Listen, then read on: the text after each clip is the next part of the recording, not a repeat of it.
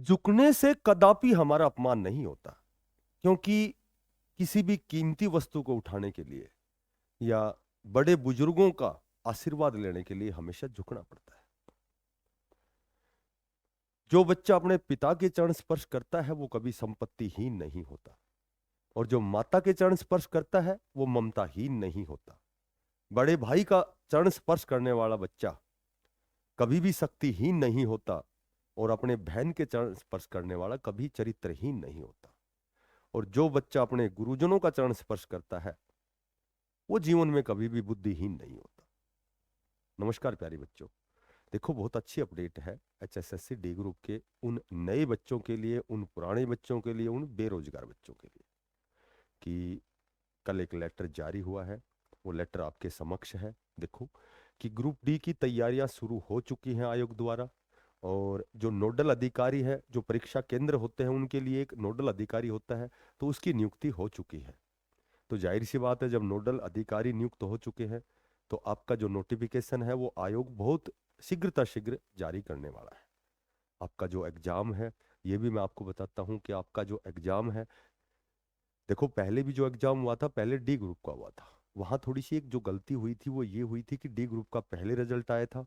ठीक है, D group का पहले रिजल्ट आया था, और उसके बाद में सी ग्रुप का जब रिजल्ट आया तो डी ग्रुप के जितने भी सी ग्रुप में जितने भी चयनित जो कैंडिडेट हैं वो डी ग्रुप को छोड़ करके और सी में चले गए थे। तो वहाँ वहाँ से थोड़ा सा बच्चों में थोड़ा सा तनाव इसलिए हुआ था कि बार बार वो बच्चे रिपीट हो रहे थे।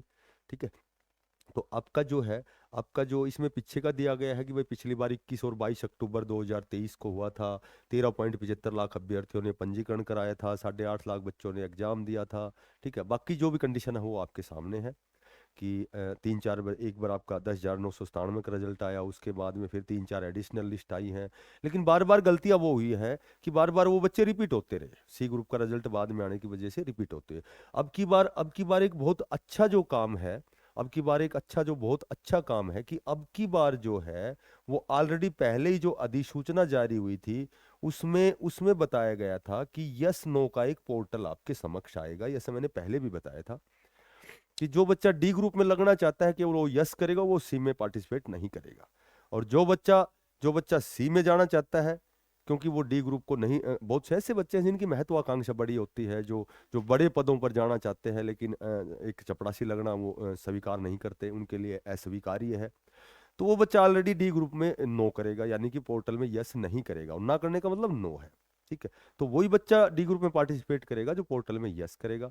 तो अब की बार ये बहुत अच्छा है, कदम है, ये संशोधित हुआ है, ये जो भी नियम बनाया गया है। तो इसमें सारी चीजें वही दी गई हैं कि आपका जो परीक्षा केंद्र है उन पर एक नोडल अधिकारी होता है जो ऑलरेडी नियुक्त कर दिया गया है, और आयोग अब कभी भी आपका जो है डी ग्रुप का नोटिफिकेशन जारी कर सकता है। अब यहाँ एक छोटी सी बात ये निकल के आती है कि क्या क्या वास्तव में जितना जो हम देख रहे हैं, बार बार सुन रहे हैं कि 14,000 पदों पर आएगी, क्या ये आपकी जो भर्ती है 13,000 पदों पर आएगी, क्या ये भर्ती आपकी 12,000 पदों पर आएगी? तो यहाँ ऐसी ऑथेंटिक अपडेट इस नोटिस के अनुसार, इस लेटर के अनुसार नहीं है। ठीक है, तो इतना जरूर है कि आपका जो पुरानी जो डी ग्रुप की भर्ती थी, जिसमें 4-5 हजार, 4,500 पद जो अभी रिक्त हैं, क्योंकि वो बार बार रिपीट होके वही वही बच्चे बार बार उसी एडिशनल लिस्ट में उन्हीं के अनुक्रमांक और नाम आ रहे हैं। तो देखो बच्चे जो हैं जो 1, 2, 3, 4 नंबर से रह रहे हैं, तो वो बड़ी आशा के सहारे बैठे हैं कि यदि हमारी वेटिंग लिस्ट आती है, जो रिक्त पदों पर यदि हमारा जो एडिशनल लिस्ट आती है, तो संभवतः हमारा सिलेक्शन हो, क्योंकि उन बच्चों की गलती नहीं है। बच्चों की तो 1% ही गलती नहीं है। 2022 में आपका सी टिपरी हुआ था, उसके बाद में फिर सी ग्रुप के मेन हुए थे, फिर डी ग्रुप का 2023 में एग्जाम हुआ था, फिर वो बच्चों ने अब भी 2025 में सीईटी का एग्जाम दिया है। तो लगातार 3-4 साल से 5 साल से लगातार वो बच्चे बड़े कठिन परिश्रम कर रहे हैं, बड़ी मेहनत और मशक्कत कर रहे हैं कि संभवतः उनका कहीं सिलेक्शन हो, ताकि उनकी बेरोजगारी दूर हो। तो सबसे पहले तो मैंने कई बार भी माननीय चेयरमैन साहब से निवेदन किया है, मैं पुनः एक बार विनम्र निवेदन करता हूं कि यहाँ यहाँ जो डी ग्रुप के नए बच्चे हैं उनको अवसर मिलेगा, या बेरोजगार बच्चे हैं उनको अवसर मिलेगा, लेकिन उन बच्चों की गलती नहीं है जो ऑलरेडी 2023 में अच्छे उन्होंने मार्क्स अचीव किए हैं, लेकिन लेकिन उनकी वेटिंग लिस्ट जारी नहीं हुई।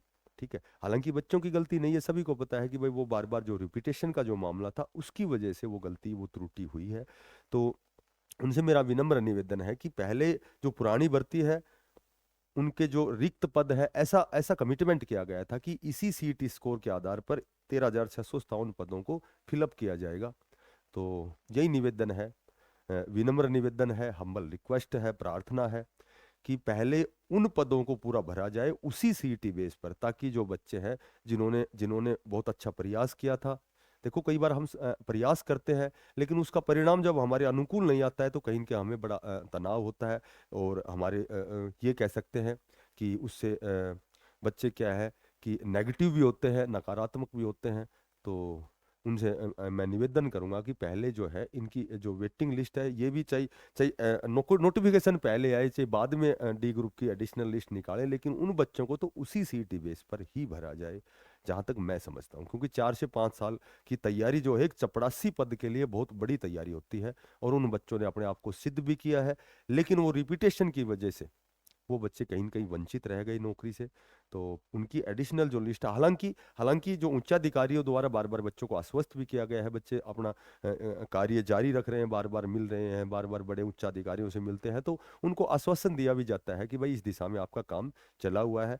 तो उनके लिए या तो पोर्टल खोला जाए यस नो का, ताकि जो जो उस डी ग्रुप में लगना चाहते हैं या जो एलिजिबल है तो उनकी एक वेटिंग लिस्ट बनाई जाए, या फिर रिकॉर्ड ऑलरेडी पहले ही वहाँ HSSC आयोग में भी है, ठीक है, HRD ऑफिस में भी है, तो वो रिकॉर्ड के अनुसार निकाली जाए। बाकी यहाँ जो आपकी नई भर्ती होने वाली है, यहाँ भी एक बहुत अच्छी बात है कि आपका पहले संभवतः पोर्टल आएगा अधिसूचना के अनुसार कि जो डी ग्रुप में लगना चाहता है वो सी में नहीं जाएगा, और जो यहाँ डी में नहीं आएगा केवल वो सी में पार्टिसिपेट करेगा। तो दोनों सी और डी दोनों कंडीशन में ये बच्चों को फायदा ही होना है, क्योंकि एलिजिबल सी के हैं वे सी में रहेंगे, जो डी के हैं वो डी में रहेंगे। बाकी कई बार ऐसा भी होता है कि बच्चे ये सोचते हैं कि भाई सी ग्रुप में ज़्यादा कंपटीशन है तो क्यों ना डी ग्रुप में ही हम यस करें। ऐसा जैसा पिछला रिजल्ट जो हरियाणा पुलिस का आया था उसमें भी हुआ था, आपने देखा होगा कि हरियाणा पुलिस की कट ऑफ आई थी, क्योंकि प्रेफरेंस के समय में उन्होंने हरियाणा पुलिस को ही चूज किया था, और बाकी कलर ग्राम सचिव की हरियाणा पुलिस से कट ऑफ नीचे गई थी। तो यहाँ ऐसा भी हो सकता है कि बहुत अच्छी तैयारी वाले डी को यस करे तो सी का कंपटीशन कम रहेगा। तो अब हमारी 1 से 15 तक नियमित जो है छुट्टियां हैं DSSB दिल्ली में, तो हमारी नियमित लगभग कंप्लीट सिलेबस करेंगे HSSC डी ग्रुप का, स्टेट का, और जो सी ग्रुप का मेन एग्जाम होना है। तो 15 दिन में हम पूरे 3-4 बार बहुत प्रकार के अध्यापकों का से हमने निवेदन किया है, तो उनकी क्लासेज चलेंगी 1 से 15 जनवरी तक। तो सबसे बड़ी बात तो ये है कि वो फ्री ऑफ कॉस्ट क्लास है, सभी बच्चे उसमें सादर आमंत्रित हैं। यदि आपको क्लास अच्छी लगे तो आप एक बार जुड़ कर देखना, आपको वास्तव में ही कुछ न कुछ नया सीखने को मिलेगा। यदि आपको अपडेट अच्छी लगे तो कृपया इसको शेयर करें, और ज़्यादा से ज़्यादा आप इसको शेयर करके सब्सक्राइब करें, थोड़ा सा अप्रिशिएशन करें, ताकि आपके लिए फिर कोई लेटेस्ट अपडेट लेकर और फिर आपके समक्ष